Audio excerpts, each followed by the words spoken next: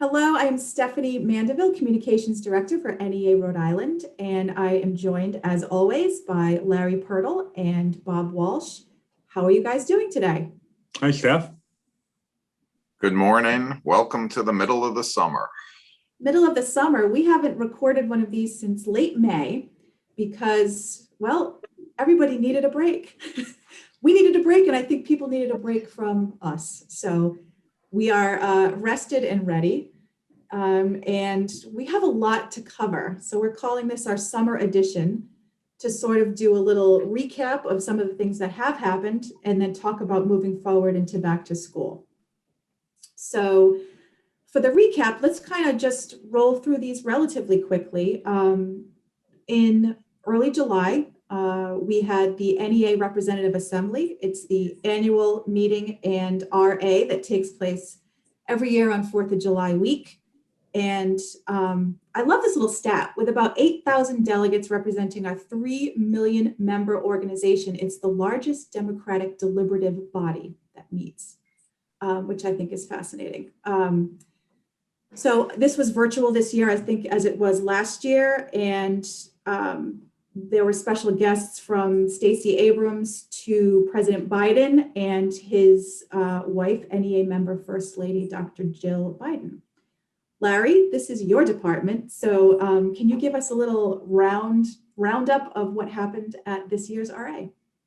Yeah, it was disappointing we couldn't meet in person, especially since it was going to be in Denver. But no, it went very well. And normally the RA has 7,000 to 8,000 delegates. And as you said, it is the largest Democratic body and meeting, I think, in the world. This year we had over 4,000 that took part virtually. And I have to say, over the 4 days, for something with 4,000 people trying to meet virtually and giving everyone the opportunity to speak and to vote on a lot of new business items, bylaws, candidates for office, it went very well. I think the two major takeaways from it is, again, moving forward, health and safety, going back to school. And some schools in parts of the country have already started. And then a lot of talk about equity and equality and pushing back on people who are trying to limit those discussions in classrooms and history classes, et cetera. And NEA is going to push forward, and we're going to tell the truth in history. And that's what students need, and that's what parents and students should expect from us. So moving full speed ahead for opening of school. We still have almost 5 weeks here in Rhode Island, but again, as I said, in a lot of the country, schools starting this week. So a lot of those things have come home to roost here in Rhode Island over the course of the last few weeks. So we'll touch upon most of that again. Let's move to the East Bay and talk a little bit about what I've called the complex yet utterly transparent Bristol Warren School Committee. Our BWEA down there is just plugging right along. They did announce back in June that they were unable to reach agreement on a new contract and have sought mediation after 20 months of good faith negotiations. The standstill with the school committee, despite decent relations with their superintendent. So couple of different things happening there. We teamed up with BWEA and the Jewish Alliance of Greater Rhode Island to respond to the school committee just being unmoved by the fact that Rosh Hashanah and the first day of school had collided this year and refused to move it. And to kind of put a bigger twist on that, BWEA filed a grievance to no avail. The school committee dug in their heels, and then the superintendent issued a mandate, and the school committee opted not to challenge him, and then he resigned. It was a long, drawn-out, quick thing. Bob, why don't you give us your take on what's going on in Bristol Warren? I like the phrase "long, drawn-out, quick thing" because that's what it was. Go back a year in time to Bristol Warren. We actually had to sue the school committee in court to get them to pay attention to air quality in the buildings. So that kind of frames the situation we've been dealing with in the last year. And as in all of our locals, our members there worked incredibly hard and did phenomenal work throughout the pandemic for that entire school year. So you'd think that would get you somewhere with the school committee. It did not. So as Stephanie noted, on issue 1, we will be starting mediation towards the end of August to see if we can get a contract in place, and deservedly so for our folks there. And then this curious issue of the school calendar came up. And I, as I think we all were online observing those school committee meetings, it was just sad and puzzling at the same time. A majority of the school committee really just didn't listen. Rosh Hashanah is one of the most sacred holidays on the Jewish religious calendar. And to be clear, we were not asking in Bristol Warren that the schools be closed that day. We were asking, or those 2 days really, we were asking that not be the first day of school. We know that teachers, students, and administrators who practice the Jewish faith would be taking that day off, and it would be just unfair to everyone to have that as the first day of school. I'm sure the school committee and one other member of the school committee, and a majority did not listen to us there, confused that with the idea of, oh, we're asking them to close for every religious holiday that falls during the school year. That was absolutely not the case. This does not happen a lot. There were multiple options. They could have started before Labor Day, as a lot of our districts do. They could have delayed the opening, and people came at this from different directions. I mean, there was the union itself that came at it from the grievance standpoint for their membership, but then also members of the Jewish community started this months ago to say, hey, we just want to make sure you're realizing that for the first time in 40 something years, these 2 dates are going to collide. So maybe, this was like back in March, I believe. Right. Maybe So we shouldn't do this. So it's not like it was a last minute thing. This was a pleading of a community saying, this isn't right. This isn't fair and this isn't right.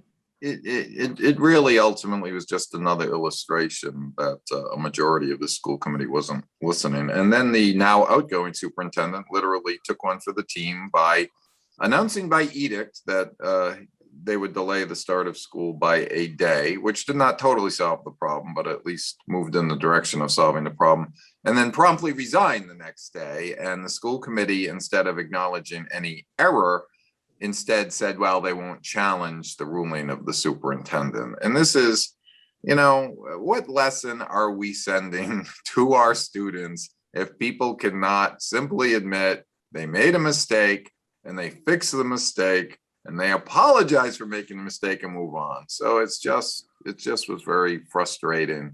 And it was strange. I found a lot of it strange, sitting through those.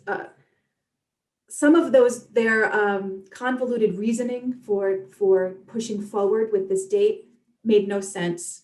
No, there was no logic to their. No, none. And, the other thing, our folks could have availed themselves to the absolute right to take the day off. So this wasn't just for the union members. This was for the students, because collectively, teachers said it's important for us to be there at the first day of school. It's important for students to be there the first day of school. So let's make sure we do everything we can to make that happen. I read recently that education unions are almost unique in the labor movement because we are also advocating for the so-called product. In our case, the product is students in public education. And that is not picking on any other union. But the food workers don't negotiate for the quality of fruit that they sell at the supermarket, but we absolutely add to our agenda the quality of the product that we are delivering and try and make it the best for everyone. And the school committee not to understand that is just so frustrating. Yeah. So we wish them luck, BWEA, in their efforts with as they await a new superintendent as well. Okay, we're going to breeze right along. There's an election next year, which is on some people's radars, not most people. It's on our radar. I'm not sure anybody else is really paying attention who is also watching this, but are we picking sides? Are we picking a horse in this race yet? We're bringing this up because, clarifications are necessary.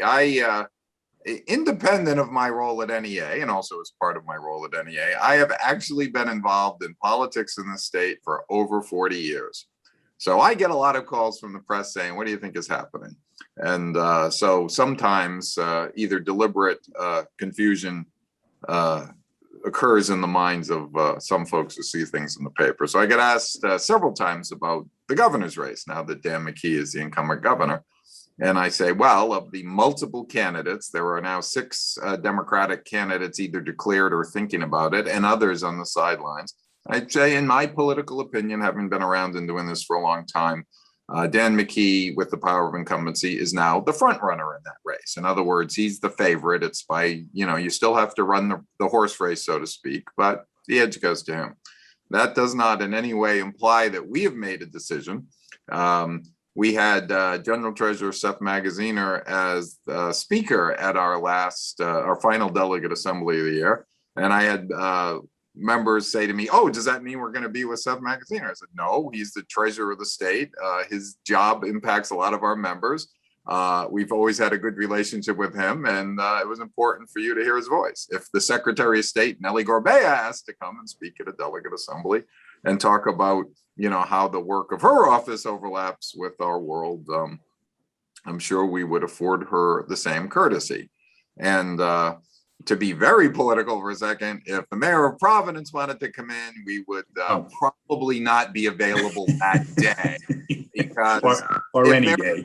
If there's one political thing I can say, using my powers of political prediction, I think there's a pretty good chance that nobody in the education union world is going to be on the bandwagon for Jorge Elorza. And should he stay in the race, I predict he comes in a distant 4th. So we've got 3 well-qualified incumbent officers, one who is actually the governor right now, and Dan McKee and Seth Magaziner and Nellie Gorbea. I do not know what we will do, but that is up to the Political Action Committee to make a recommendation to our entire board and its overlapping groups. Of course, all the presidents of all the locals are involved in that decision, and we may very well stay out of it. People know what issues are important to us, and we certainly appreciate those who support us on our issues. And frankly, we're disappointed in all 4 of them right now for not speaking out on the charter school issue. Hint, hint. But other than that, we're happy to say that we've got good working relationships with everybody right now, as well we should, because we do good, important work. This is true. So since you mentioned Mayor Elorza, we're going to skip the next one and go to Providence. And so congratulations to PTU on their overwhelming vote to ratify their new contract. Larry, nothing to add. I mean, obviously, I think most people know Providence is not in any district. It is AFT, but they are our brothers and sisters, and we wish them well and do anything we can to support them. Want to talk about the contract? If you want to talk about the mayor stepping to the governor at a Waterfire event, which I find so utterly bizarre. Pick any of the above if you want to add something to that. Larry, go ahead. Yes, congratulations to Providence Teachers Union, number 1. I think very important that they have a contract going into the school year, so that burden and weight is taken away from them, so they can concentrate on, as Mary Beth, the president, said, we can concentrate on our students coming back. The mayor's behavior is, I just don't get it. 2,000 teachers plus administrators worked extremely hard through all kinds of trying conditions, especially the last 15 months, to educate the students of Providence.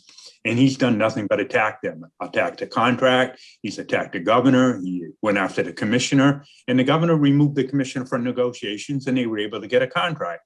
The commissioner stepped aside. She signed the contract as she should have. Yet the mayor went after the governor at Waterfire.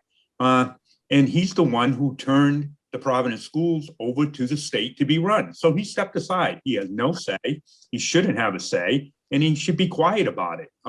Why are you attacking the people that educate the children of Providence when you've stepped aside? It's kind of like, we do on Monday morning after a Patriots game, maybe, but this has real repercussions. And it's the students of Providence. So I just find his behavior disturbing on the educational front, and you leave the politics out of it, but he just needs to stay out of it now. He turned it over to the state, so it's out of his hands, and he's quiet. Yeah, it's just disappointing. I mean, Jorge basically had one job, to not be Buddy Cianci. He was the candidate that blocked the return of Buddy Cianci, but apparently no one thought to make sure he also wouldn't become Chris Young, because his childish outburst was reminiscent of another former mayoral candidate in Providence. And it's just, again, if nothing else, what message are we sending to the kids? And inappropriate occasion too. And then kudos just for inappropriate. Waterfire. Right, just inappropriate. Just, what do you gonna do? So let's continue the chat with talking about some education legislation highlights. I do want to mention that as we are sitting here, the governor is doing a ceremonial signing of a stack of bills. One of those bills was sponsored by our very own Val Lawson, and it is for feminine hygiene products for grades 5 through 12 to be in the schools at no cost to the students. This is such an easy lift that I see. 1 in 5 American girls have left school early or missed school because of a lack of access to period products. And I want to just shout out to Val for getting this bill across the finish line. And also shout out to our Coalition of Labor Union Women. If you are a member and don't know about CLUW, C-L-U-W, they do an end period poverty. They've done it a few years now running, where they collect feminine hygiene products to distribute out to where there is need. So I will put a little link to CLUW so that people can get a little more information there.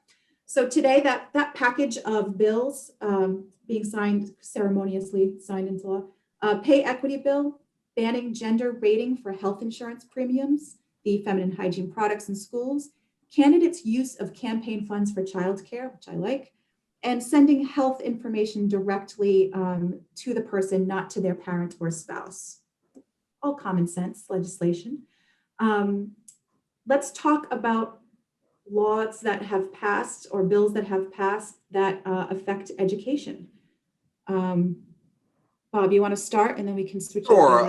And this is going to be a funny lead into this, because we're very happy these bills passed, and we don't think they need to have passed because the better mechanism is to do this work through the Department of Education. But in a trend starting back 2 commissioners ago, there was a feeling that process had become so unwieldy.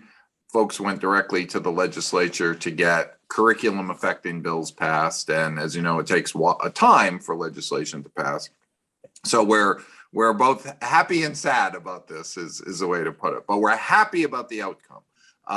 Black heritage and history curriculum is something that folks have been working on since 2014. Anastasia Williams, Chair Anastasia Williams, with the assistance of our good friend Keith Stokes, got legislation passed to accomplish that, and that'll be effective with the graduating class in 2025.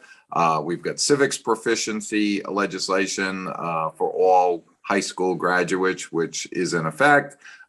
We got from the Treasurer's Office financial literacy requirements to be in the curriculum. And if you're scratching your head and saying, wait, we already do that. Many, if not most of these things are done in many, if not most of the school districts in Rhode Island, but this assures consistency of important curriculum issues across the entire state. And there will likely be more issues like this. I have an interest personally from talking to some physicians earlier this year. I talked about this on a show in the spring, making sure that our Health education includes, for lack of a better term, how to talk to your doctor, participatory medicine, how to directly engage with your doctor. And it's important that we start with students because at the high school level, it might be the first time you're in the doctor's office alone with your doctor without mom or dad there. And you have to be empowered to know you're allowed to ask questions. You're allowed to say, wait, I need to understand that before I follow the advice. So all good stuff. Now, if we could do that through Department of Ed without legislation, great. If not, there'll be more legislation, and there'll be legislation like that on a range of topics. So can I go back to something that you said? You said that we're doing this sort of piecemeal through legislation because of a lack of RIDE wanting to do it, or just it's too complicated? What is the, well, the problem is, for a period of time, it was too complicated. That does not necessarily mean it will be too complicated this fall to do it, and we'll test the system with some of these new ideas. But once you start the process on the other side and you're frustrated with Department of Ed, you move forward with legislation, and you're not going to stop it because, and this will resonate with so many of our members, if they suddenly, from the department level of any department of government, say, "Oh, trust me, we'll fix it now," we'll say, "Nah, we trusted you in the past. We're gonna work with the General Assembly because we were taught in high school civics that we get to petition government for the redress of our grievances, and we had a grievance. These things are not being consistently applied across the curriculum." So a lot of folks with good ideas went to their elected officials and said, "Let's do this. Let's do it right. Let's make sure it becomes law." Now, it'll still be up to the Department of Education to modify the curriculum accordingly in accordance with the law. So it doesn't just magically happen. sure. So we'll see. And there are processes undergoing right now through Department of Ed, or they're putting together groups to review curriculum in various areas and modify it accordingly. So I'm not saying that process does not occur. In fact, it is occurring right now in a number of areas. We just need to do, they need to do, and I suppose we can assist in the communications of it, is tell people what's going on, tell people what the schedule is, and let folks come forward and participate in that process. Yeah, they All are. right, so Yeah, I was just going to say, RIDE is, in talking to the commissioner very recently, I know, being on the Board of Ed, that RIDE is working on high school regulations for social studies. So that's going to be out this. They haven't really looked at those in 16 or 17 years, and everything that Bob just talked about will be incorporated into that. The other discussion is we have all these things now legislatively that need to be included in the curriculum. How do we work that into the curriculum? How do we make time for that? And one of the big problems has been, for example, there's a lot of elementary schools that have kind of cut back on social studies because of, they needed to prepare students to pass the test. So you can't have everything on the plate and expect that it's all going to be done well. So one of the things RIDE needs to do, and they're working on it, and we'll see, is to help districts implement all this to make sure that it's successful. So hopefully that will come to fruition. Bob, did you mention the gun bills? Did I miss that? I did There were not. two. We have always been supportive of significant legislation to talk about getting guns away from people who shouldn't have them and not in places they shouldn't be. We're very happy that two things that passed this year, probably most important to our members, that no one can go on to school property with a gun with very few exceptions. Obviously, licensed peace officers, police officers, and so on can certainly do it. And there are a few narrow categories of folks who can, and there's just so much data showing. And we talk about this every year, and we're glad this is the year that passed. There's no savior cowboy situation where somebody who has a concealed weapon on school property is going to save the day, because when the police arrive, they're just going to see another person with a gun who is not one of them, and disasters can occur that way. I mean, it's as simple as that. The other thing that passed this year in that category is banning store purchases. of weapons, so that if Stephanie is no longer allowed to have a gun, I'm not allowed to buy a gun and give it to her, and be the straw buyer. And these are just common sense things. And it's we could have talked about it in theory when this legislation passed, but now we look at what happened in Providence just in the last few weeks, and on a continuing basis, just horror stories of innocent bystanders losing their lives to gun violence. And the fewer guns in circulation, the less likely that's going to happen. Absolutely. Common sense. Before we leave the topic legislation, I just want to reemphasize how important Val's bill is today. And when we talk about, kids being successful in school and students' achievement and all that, we got to make sure that we set them up for success. And when you talk about 1 out of 5 young female students missing school days because they can't afford feminine hygiene products, that takes time away from school. When they come to school hungry, we should be, providing breakfast and lunch for every student.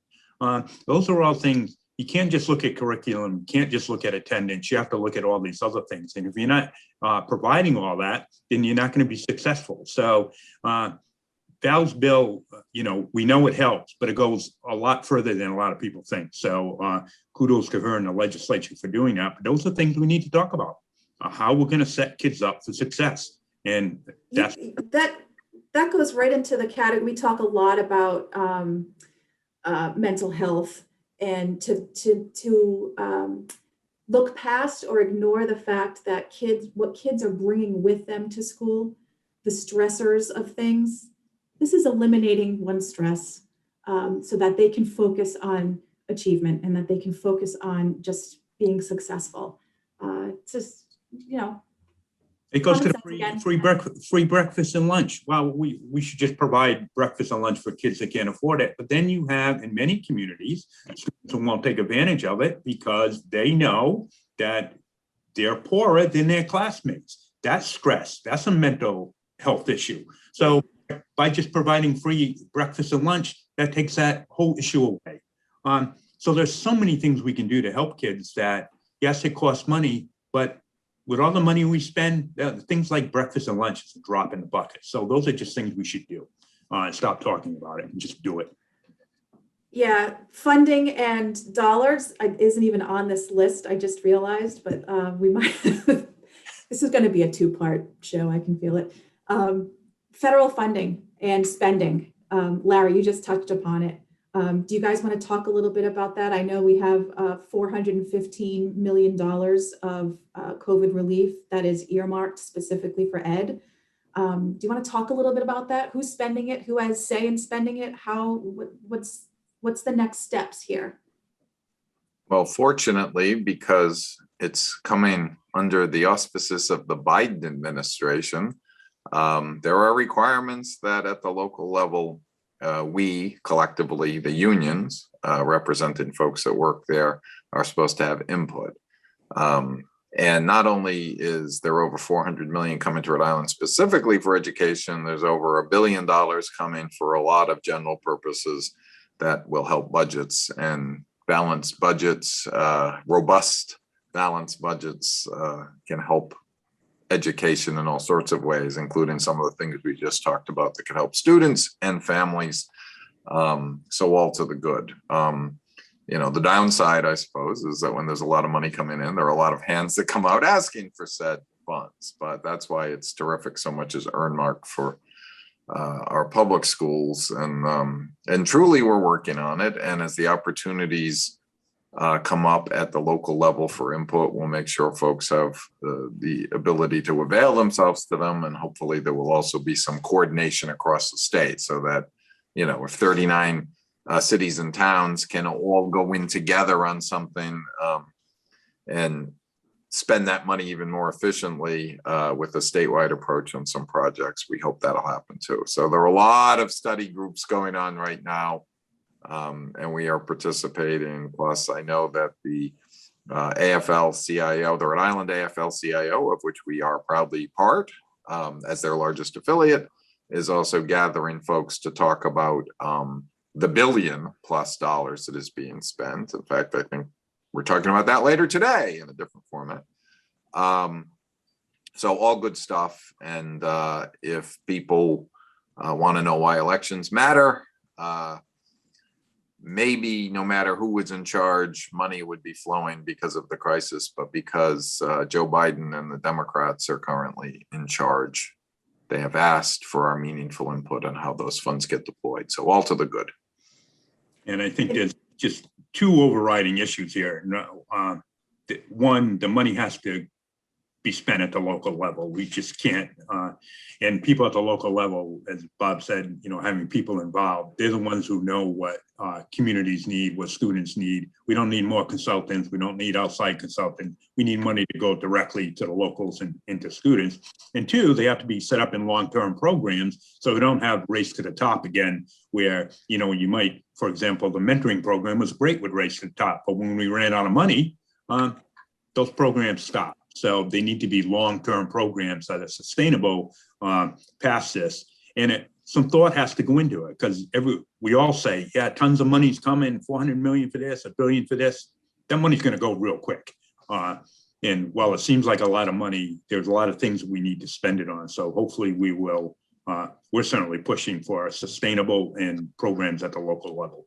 If it was up to me, I'd put a lot of it into pre-K and mental health, for sustainable long-term programs, free lunch, breakfast, things that can help kids long-term and starting very early with young students. Yeah.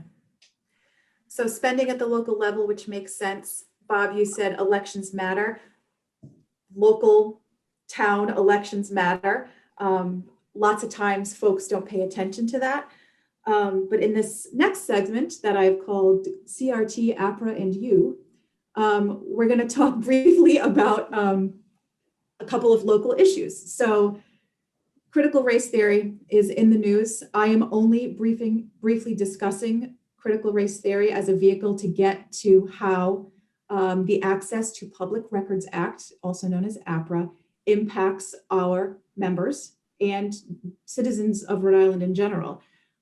Critical race theory is not taught in K-12 public schools, period, but knowing that we have members watching this, they all already know that. We do know that the national push for, Larry, what you talked about earlier, inaccurate lessons or inaccurate history lessons in K-12 schools has wormed its way into a few of our local districts, one being Westerly, another being South Kingstown. Our folks at NEA South Kingstown, which is led by Brian Nelson, it's pretty well documented in the media about the hundreds of APRA requests that were filed. Some were very broad and some were very specific. And so we filed our own APRA request asking to see the APRA requests. So Bob, I'm going to kick it to you to kind of dig in a little bit about what is an APRA request and how is this affecting our folks? It's kind of like, where do you start, chicken egg, but. Right. All right, let's start with the basics. APRA is the Access to Public Records Act. That is the Rhode Island version of FOIA, which is the federal act, something. Open Information Act. Now, it's funny, I had it all memorized, and at any rate, it allows anybody, citizens, to request information from public bodies. And then in Rhode Island, there's a whole list of things that are disclosable and aren't disclosable as far as public records go. Now, in the old days, as Stephanie already explained, critical race theory is not, in fact, something to teach at the public schools, but it's become a touchstone for a political fight. So in the old days, the request simply would have been, hey, do you teach critical race theory? And the answer would have been no, and that would have ended it. But instead, groups who do not agree with the existence of either public schools or unions or Democrats or whatever, what have you, have backed individuals in certain communities to make extensive APRA requests. So in South Kingstown, for instance, and this has happened in several districts, but in South Kingstown, one individual had 200 APRA requests asking for just about everything except for your favorite recipe for meatloaf. It was, and I suppose if they asked for that, you know, and if it was in a public disclosable record in the school system, you know, in family and consumer science, what I used to call home economics, give me all your meatloaf recipes because I have a vegan agenda and I want to make sure I can publicize that you're teaching kids to cook meat. And that would be an allowable thing. And that wouldn't necessarily hurt anybody if that was disclosed. Just not to miss the point that, yes, there are requests for information, but that information has to be fulfilled. And so it's hours generally of work that one person or hundreds of hours, yes. Because imagine as part of that search, we'll use the meatloaf analogy because it's kind of funny, that somewhere in 100,000 emails sent by 400 teachers in and among themselves into the school district and past, they have to search through all those emails to find all the meatloaf recipe references and provide the information. Well, multiply that by 200 requests and you have what's going on in South Kingstown right now. Now, unfortunately, in part of those requests, if Larry writes to Stephanie and says, I need to see you about something that was protected and cannot be disclosed about a personnel issue. Oh, and by the way, I loved your meatloaf recipe. That email will show up in the search. And therefore, a lawyer or someone else has to look at that email and redact all the personal or confidential or other information just to get to the disclosable part, which requires even more time and more money and more expense.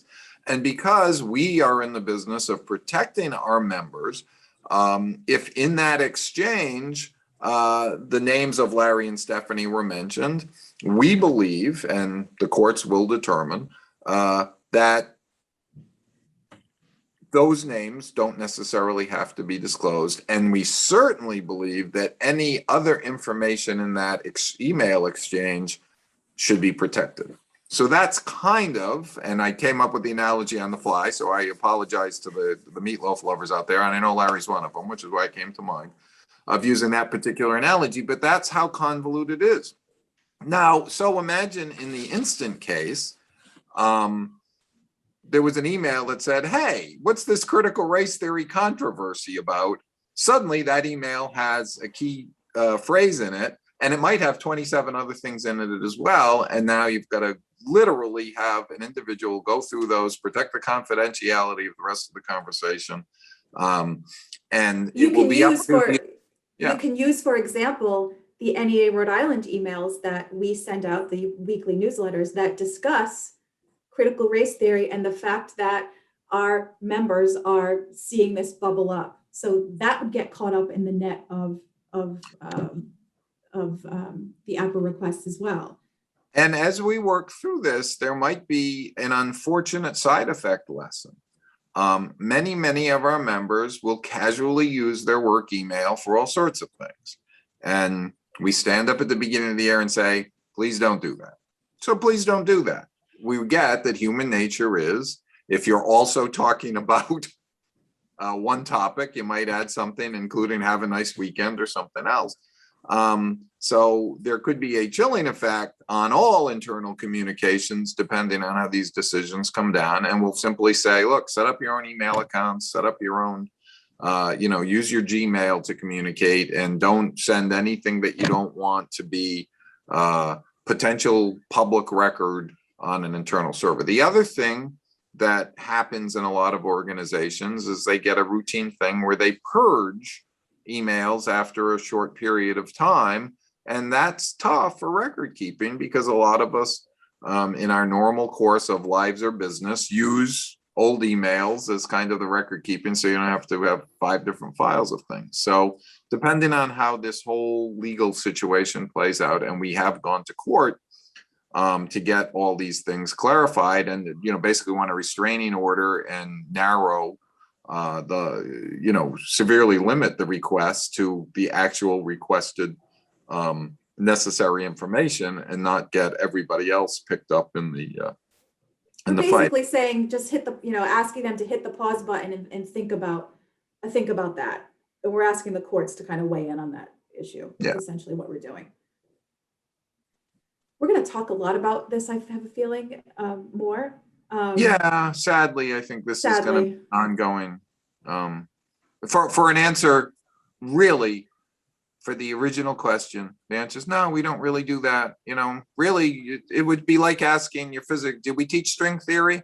Well, maybe in physics too, there's a half-day lesson when we talk about string theory, which is an advanced, physics concept. And but it's not something that comes up a lot. Yeah. So we'll touch upon that. I think maybe we wrap here for part 1 and then ask folks to hang in there. And we're going to talk about COVID, the Delta variant, and back to school in part 2. So let's say goodbye. So this was the everybody. bait and switch. You were waiting for the COVID information. You have to tune in for part 2. Yep. Now you know all Where- about APRA and your emails. Yeah. APRA and Oh. You. Part 2 will be COVID Strikes Back. So stay tuned. Yes, stay tuned.